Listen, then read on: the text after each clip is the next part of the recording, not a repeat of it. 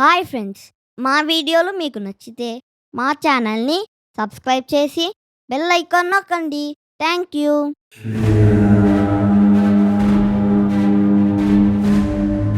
Hi friends, Sundarakanda 19వ భాగం మొదలు పెడదాం. రాక్షసరాజైన రావణుడి ఆదేశాన్ని శిరసావహిస్తూ పెద్ద పెద్ద కోరలు గలవాడు ప్రహస్తుని కుమారుడు మహాబల పరాక్రమవంతుడైన జంబుమాలి ధనుసు చేతబట్టుకుని యుద్ధానికి బయలుదేరాడు. యుద్ధంలో జయించశక్యం కానివాడైన ఆ జంబుమాలి ఎర్రని పుష్పమాలలు వస్త్రాలు ధరించి ఉన్నాడు.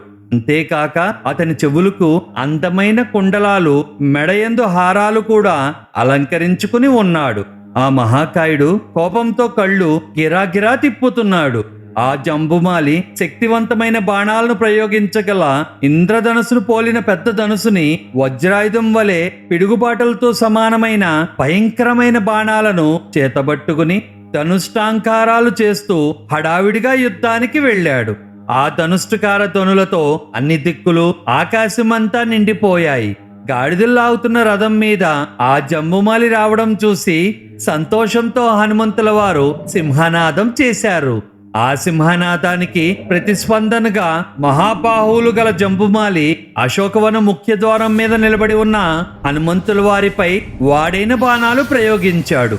హనుమంతుల వారి ముఖమండలం మీద ఒక అర్ధచందాకార బాణాన్ని, శిరసు పైన ఒక కర్ణి బాణాన్ని, బాహువుల మీద 10 బాణాలను జంబుమాలి ప్రయోగించి బాధించాడు.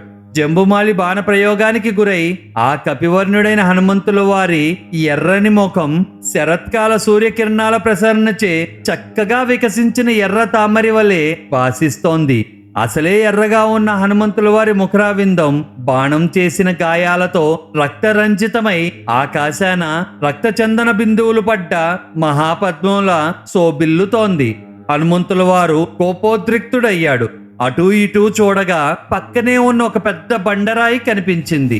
వెంటనే అంత పెద్ద బండరాయిని హనుమంతుల వారు అవలేలుగా పెకిలించి రాక్షసుడిపైకి బలం కొద్దీ విసిరారు. దాంతో కోపితుడైన జంబుమాలి బాణాలను ప్రయోగించి ఆ బండరాయిని చిన్నాభిన్నం చేశాడు. తన ప్రయత్నం భగ్నం అవడం చూసి మహాపరాక్రమం గల హనుమంతుల వారు ఒక పెద్ద మర్రి చెట్టుని సునాయాసంగా పెకిలించి దాన్ని గిరాగిరా తిప్పసాగారు. అలా మహాబలవంతులైన హనుమంతుల వారు వృక్షాన్ని అలా తిప్పడం చూసి జంబుమాలి ఆయన్ను ప్రతిస్పందిస్తూ అనేక బాణాలు ప్రయోగించారు. ఆ రాక్షసుడు 4 బాణాలు ప్రయోగించి ఆ వృక్షాన్ని ఛేదించాడు. 5 బాణాలు హనుమంతుల వారి భుజాలపైన, 10 బాణాలు వక్షస్థలం పైన ప్రయోగించి బాధించాడు. శరీరమంతా బాణాలు గుచ్చుకుని గాయాలవడంతో ఆగ్రహోదగ్ధుడైన హనుమంతుల వారు కింకర్లను వధించిన అదే పరిగెను పుచ్చుకుని తిప్పసాగారు.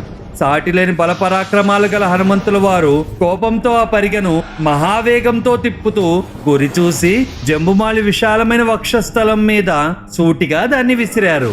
ఆ పరిగ వేగ దాటికి జంబుమాలి తల, జబ్బలు, మోకాళ్ళు, ధనుర్బాణాలు, రథాన్ని లాగుతున్న గాడిదలు నామరూపాలు లేకుండా ఒక పెద్ద ముద్దగా అయిపోయాయి.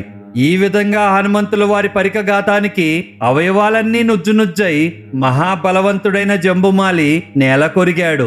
అంతకు క్రితం మహాపరాక్రమవంతులైన కింకర్లు హతమవడం, ఇప్పుడు సాటిలేని బలపరాక్రమాలు గల జంబుమాలి నేల కొరగడం తెలిసి రావణుడి కళ్ళు కోపోద్రిక్తంతో ఎర్రబడ్డాయి. జంబుమాలి నేల కొరగడంతో రావణుడు రోషంతో గుడ్లను తిప్పుతూ విశేష బలపరాక్రమ సంపన్నులు మంత్రుల పుత్రులైన మహావీరులను వెంటనే యుద్ధానికి వెళ్ళమని ఆదేశించాడు. రావణుడి ఆదేశాన్ని శిరసావహిస్తూ అగ్నికి దీటైన తేజస్సుతో విరాజిల్లుతున్న మంత్రుల కుమారులైన 7 యోధులు రాజభవనం నుండి బయలుదేరారు. ఆ మంత్రుల కుమారులు అత్యంత బల సంపన్నులు, అస్త్ర విద్యాపారంగులు, అస్త్రవేత్తల్లో సర్వశ్రేష్ఠులు. శత్రువును జయించాలనే సమాధికోత్సాహంతో వారు ఉబలాటం చెందుతున్నారు. వారి వెంట పెద్ద రాక్షస సైన్యం కూడా బయలుదేరింది. జాతి గుర్రాలు లాగుతున్న వారి మహారథాల చుట్టూ బంగారు జాలీలు కట్టబడి ఉన్నాయి. చిహ్నాలుగా అలంకరితమైన పతాకాలను ఆ రథాల మీద అలంకరించబడి ఎగురుతూ ఉన్నాయి. ఆ రథాలు కదులుతున్నప్పుడు మేఘాలను పోలిన రథధ్వనులు చేస్తున్నాయి. అమిత పరాక్రమవంతులైన మంత్రుల కుమారులు మేలిమి బంగారంతో అలంకరించిన ధనుసులను టంకారం చేస్తూ మెరుపులతో కూడుకున్న మేఘాల వలె భాసిస్తూ సమాధికోత్సాహులై ఉన్నారు. 80,000 మంది కింకరులను ఒంటి చేతితో అవలీలగా వధించిన ఆ వానరుడితో తలబట్టానికి తమ కుమారులు వెళ్తున్నారని తెలిసి ఆ మంత్రుల పుత్రుల తల్లులు, బంధువులు, మిత్రులు దుఃఖంలో మునిగిపోయారు. మేలిమి బంగారు భూషణాలు ధరించిన ఆ 7 మంత్రుల పుత్రులు అశోకవనం సింహద్వారం మీద యుద్ధ సన్నద్ధుడై ఉన్న హనుమంతుల వారి మీదకు దూసుకు వెళ్లారు.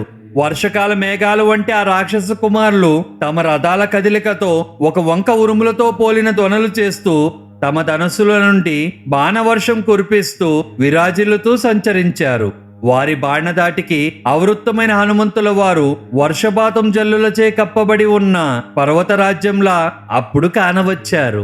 ప్రచండ వేగంతో సంచరించే శక్తిగల హనుమంతుల వారు ఆ రాక్షసులు ప్రయోగించిన శరపరంపర దాటిని, వారి రథాల వేగ ఉద్రిక్తిని నిర్వీర్యం చేస్తూ నిర్మలమైన ఆకాశంలో తిరగసాగారు. ధనుర్ధారులైన ఆ మంత్రుల కుమారులతో అంతరిక్షంలో కీడిస్తున్న హనుమంతుల వారు ఇంద్రధనుసుతో శోభితమైన మేఘాలచే విలసిల్లుతున్న వాయుదేవుళ్లా భాషించారు. సాటిలేని పరాక్రమవంతుడైన హనుమంతుల వారు ఆ రాక్షస సేనకు వణుకు పుట్టే రీతిలో సింహనాదం చేసి వారిపై తన అపరిమిత బలాన్ని ప్రదర్శించ ఆరంభించారు.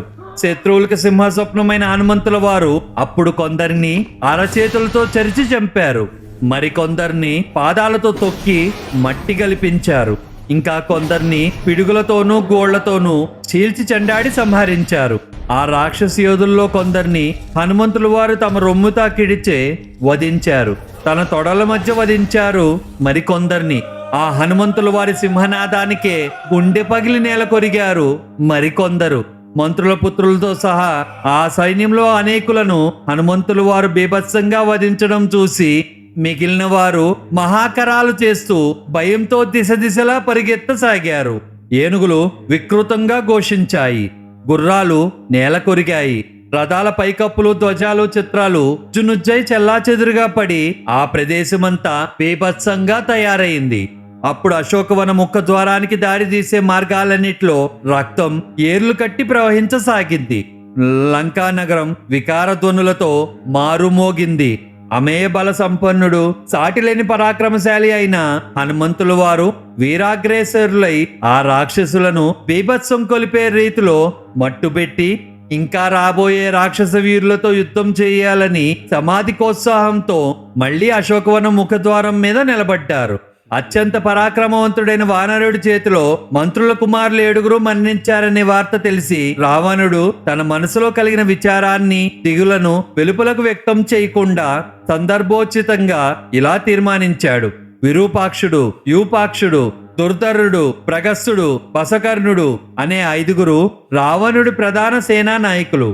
వారు మహావీరులు, రణనీతి కోవిదులు, వాయువేగంతో యుద్ధం చేయగలవారు. పైపెచ్చు హనుమంతుల వారిని బంధించడానికి సమాధికోత్సాహులై ఉన్నారు.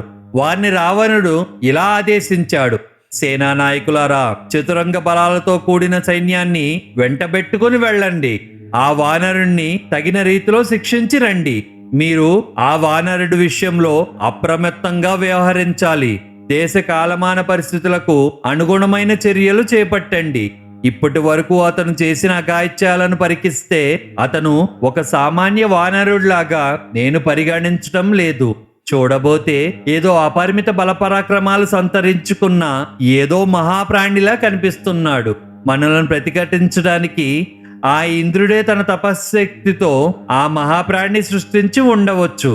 గతంలో మీ తోడ్పాటుతో దేవతలను, అసురులను, నాగులను, యక్షులను, గంధర్వులను, మహారుషులను నేను జయించాను కదా. కనుక వారే బహుశా ఇప్పుడు మనకి ఈ ఉపద్రవం కల్పించి ఉండవచ్చు.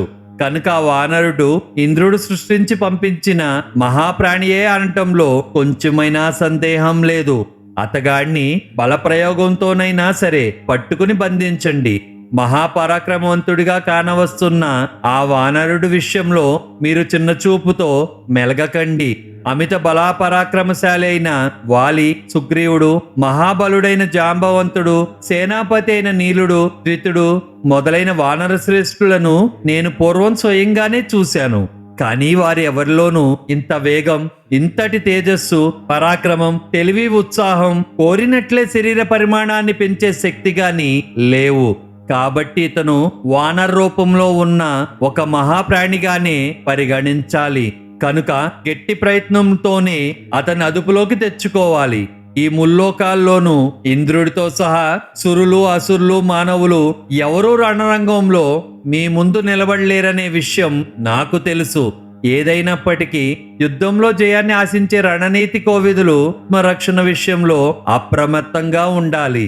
ఎందుకంటే యుద్ధంలో జయం ఎప్పుడూ మనల్ని వరిస్తుందని భావించడం పొరపాటవుతుంది అని రావణుడు సలహా ఇచ్చాడు. ఆ 5 సేనా నాయకులు బలపరాక్రమవంతులు, అగ్నితో సమానమైన తేజో సంపన్నులు.